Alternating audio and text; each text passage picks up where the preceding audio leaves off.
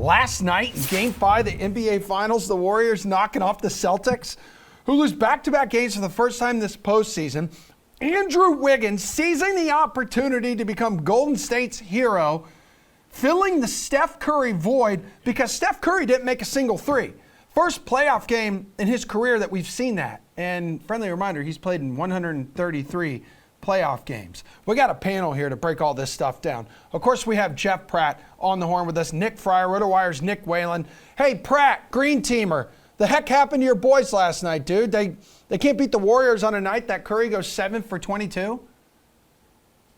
Apparently not. And Andrew Wiggins beat the Celtics, but the Celtics also beat themselves. The reality is you can't have slow starts against a team like the Warriors and expect to win. I know we're all going to look at the fourth quarter collapse, but it starts with scoring 16 points in the first quarter and then having to dig yourself out of an early hole. As a result, the Celtics used all of their energy in the third quarter just to get back in this game, and the Warriors were able to put them away in crunch time. And then in the fourth, you saw the difference between a team with immense championship experience and a team with no finals experience prior to this series. The Celtics had some calls go against them. The Warriors hit some shots, and then they just unraveled. Whalen, dude, Jayson Tatum now shooting 5 for 21 in the fourth quarter in this series. That's not going to get it done, dude, if you think you're a superstar.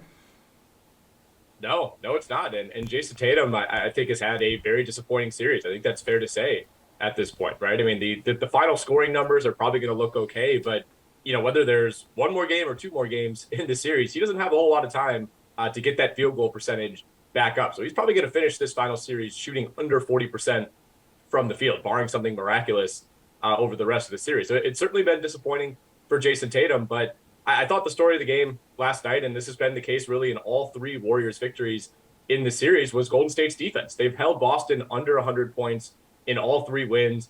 We saw Boston commit 18 turnovers. Like Jeff said, Boston finally got off to a slow start in the series. It's kind of felt like Boston's been the team that's usually been more aggressive in the first quarter, and we saw that completely flip on its head. And I think if you're Boston, there was a lot of confidence in the post-game interviews. I think that's good. Obviously, Boston's had its back against the wall multiple times in this postseason, but I think it's really, really scary that you lose this game by double digits with Steph Curry giving the Warriors almost nothing offensively. He got to 16 points. He's still always going to have the Steph Curry gravity, but man, you just know that whether, with Game 6, even though it's back in Boston, Steph Curry's not going 0 for 9 again from 3. He just looked off all night.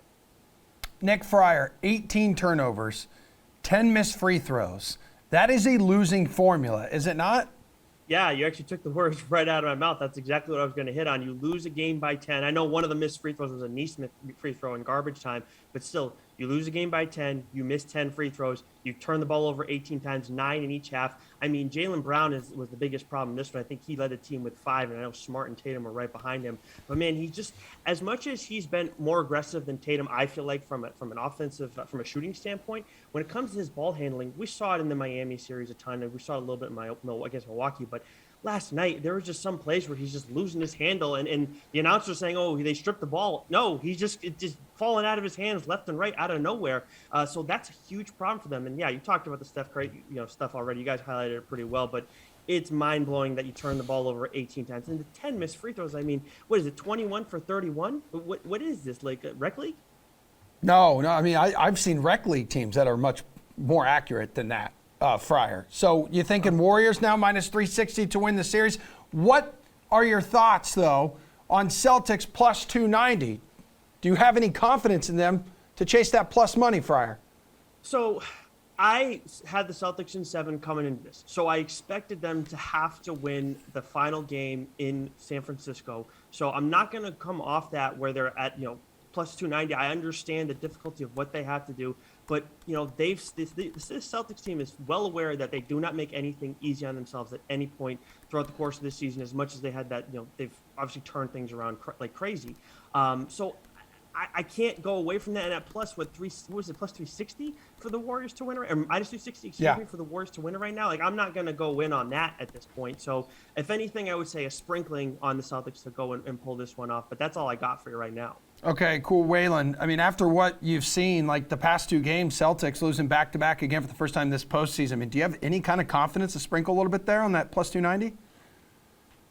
I mean, not a ton of confidence, but at the same time, Boston was riding a pretty incredible streak, Yep. not losing back-to-back games. So that felt pretty unsustainable. So, they're still what now? 7-1 in their last 8 games, off of a loss. So, there's reason to believe that they'll bounce back. I kind of thought that was going to happen last night. There were a couple times where they made some runs and got it close, but never quite got over the mountain.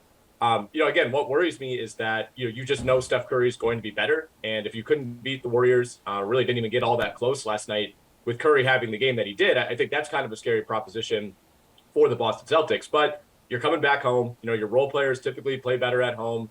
I want to say you should get a better Jayson Tatum game, but I don't know, man. We're 5 games into this final series, and Tatum just hasn't really been to that next level. We're talking like the 46-point game that he had against Milwaukee. It just doesn't really seem like he has that in his bag this series. So, if you're Boston, this isn't where you want to be, but a lot of people thought this was going to be a 7-game series. And for that to be the case, one of the teams has to be up 3-2, whether it's Golden State or Boston. So, if you're a believer in Celtics in 7, it's not going to be easy. You got to get to the 7th game. And I think the Celtics will have a decent chance to do it. If you're going to bet Boston, if you still feel like Boston's going to win, you got to do it now, because if they win Game 6, that number's coming down. Yeah, absolutely. Pratt, you have to agree with that. I know you believing that the Celtics can win in 7. Now's the time to hop on them.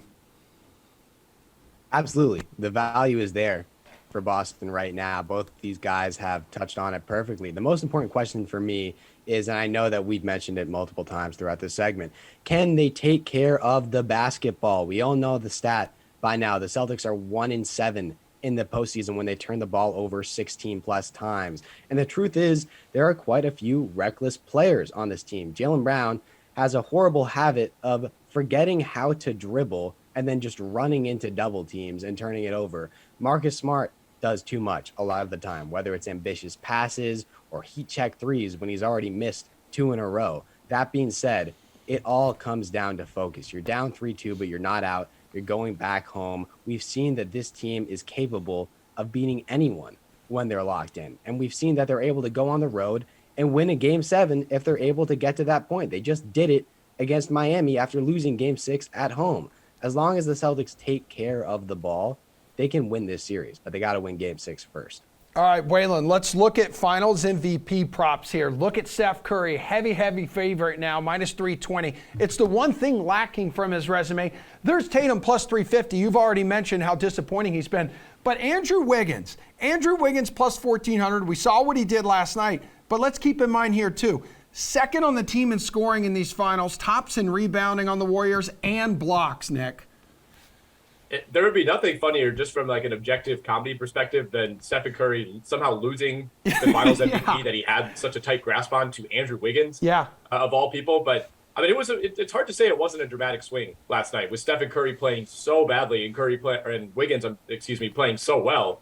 But I still think Curry, if the Warriors win the title, barring Andrew Wiggins going for like 50 in a Game 6 victory on the road, it's still hard to imagine any other Warrior but Stephen Curry getting the award.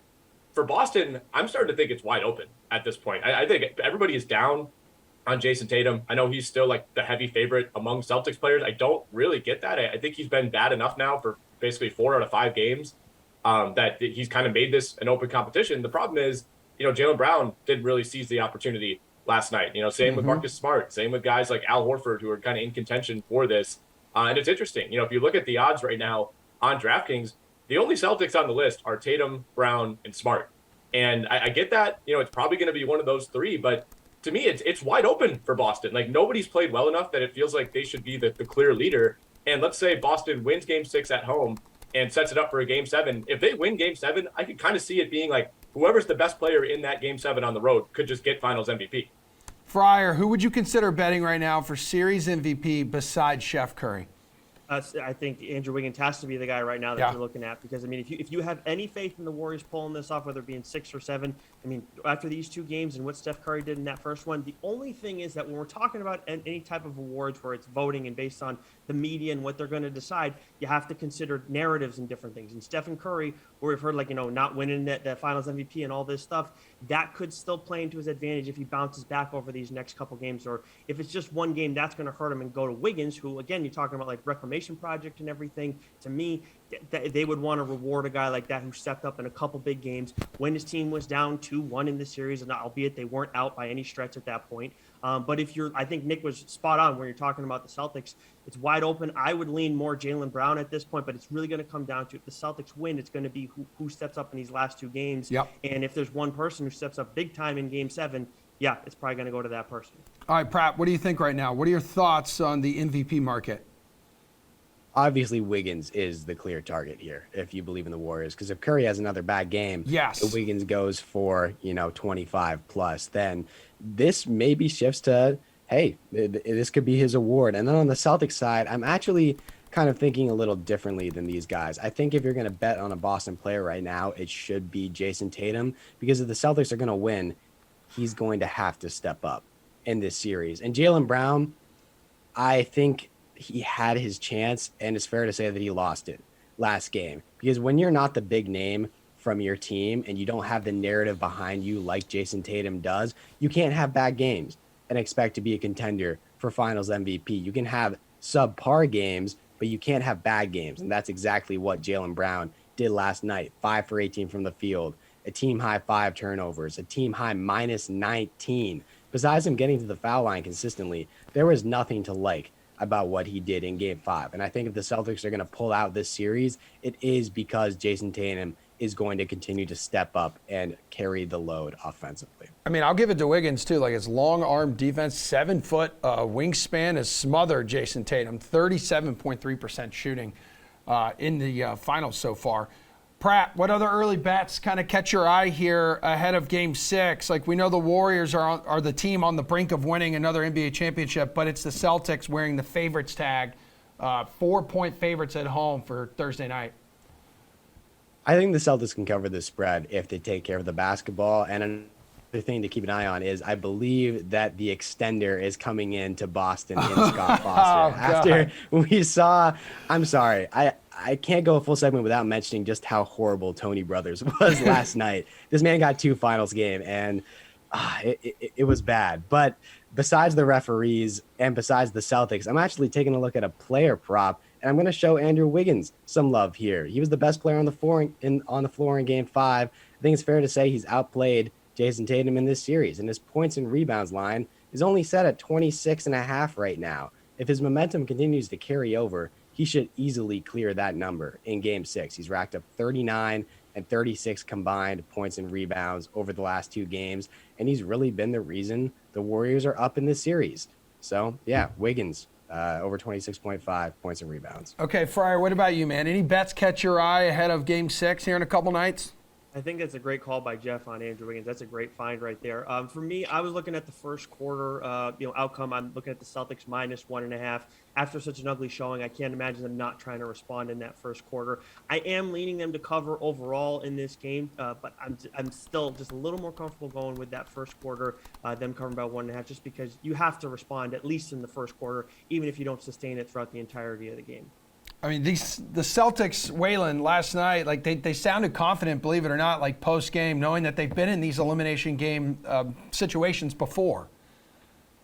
Yeah, and they're confident with good reason. I think it's really starting to feel like Golden State has some momentum, but the series shifting back to Boston is huge. And like you said, they've played in some pretty huge do-or-die games in these playoffs already. So I don't think anybody's expecting Boston to lay down. I'm probably going to bet Boston in Game 6. I think, Jeff brought up a good point about the refereeing, which was inconsistent at best at times. Yesterday, there were some stretches where I think like 3 calls in a row went against Boston, and it really felt like kind of a backbreaker. So I think there's a good chance that we get the extended series. I like the Andrew Wiggins points rebounds bet. I think his points prop is a little high at 18.5, but he's been rebounding like crazy. He's been like a Andre Drummond essentially in this final series. So Getting the rebounds is something I'm a little more confident about when it comes to him. And then I would also look at just the made three-pointers props for Klay Thompson. His number's 3.5, and then Steph Curry, his number's 4.5. And I think at least one of those guys is going to go off in Game 6 here.